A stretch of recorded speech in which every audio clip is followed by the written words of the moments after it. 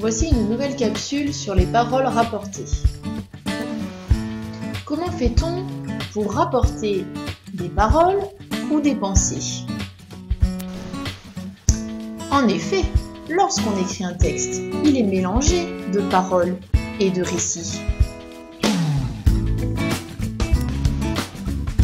Paroles, récits. Et quand on me parle de discours alors, qu'est-ce que ça veut dire? C'est facile. Le discours et les paroles rapportées, c'est la même chose.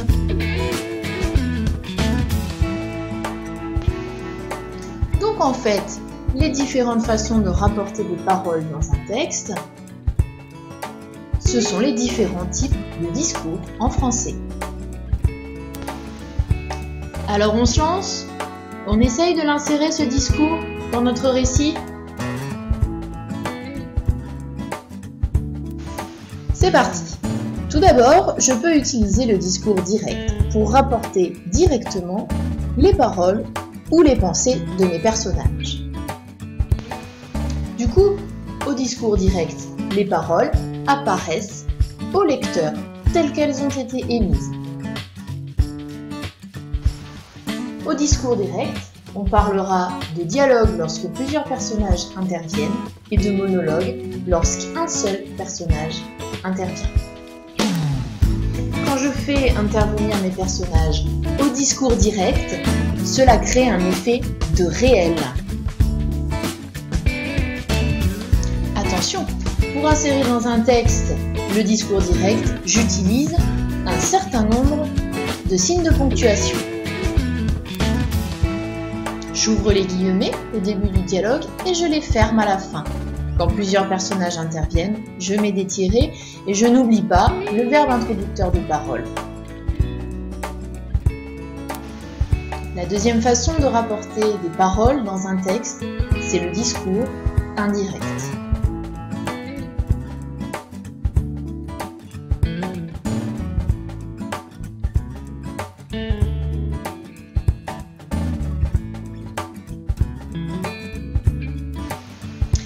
L'insertion de paroles au discours indirect implique la création d'une subordonnée complétive.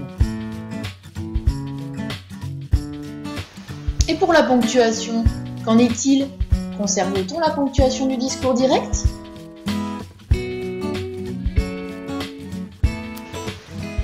Eh bien non. Là aussi, il va falloir que nous fassions quelques petites transformations. Voyons ça avec un petit exemple. Au discours direct, « Quelle méchanceté vous a-t-elle faite ?» lui demandai-je. Cela devient au discours indirect, je lui demandai quelle méchanceté elle lui avait faite. Voilà ce que ça nous donne. Vous pouvez comparer discours direct et discours indirect. Et voilà, cette fois-ci c'est à vous. Bonne écriture!